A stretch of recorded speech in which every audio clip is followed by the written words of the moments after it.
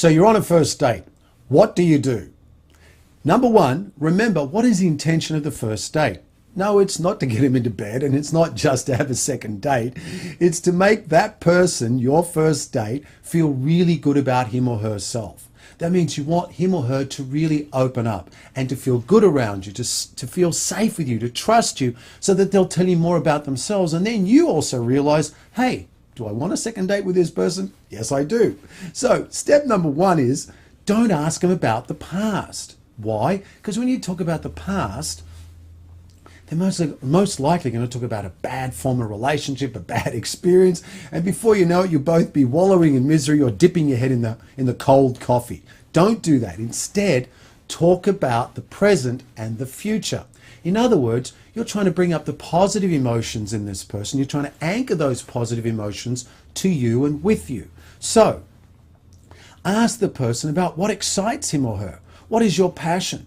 What are the things that are really important to you in life? Now, it may not be such a broad question. You might start by saying, you know what, for me, the most precious thing in life is time, because I feel that if I have a lot of time, I can do a lot of things. I can spend time with you, I can go on vacation, I can do all the things that really excite me. So what's the most important thing in life to you?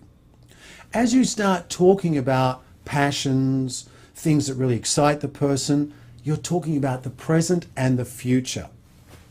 So you're not talking about past, because if you talk about the past, this person's going to talk about negative experiences, and they're going to start bringing up all this agitated, negative emotions, and they're going to start associating it with you, or you're going to become their therapist, counselor, or just someone to listen to all of their stuff, someone on whom they can dump.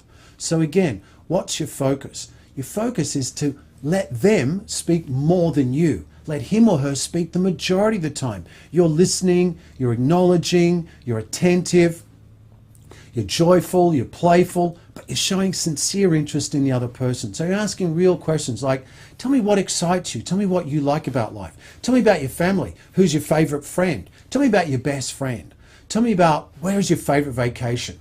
Tell me, if you had $1 million and you could do whatever you want, what would you do? Where would you go?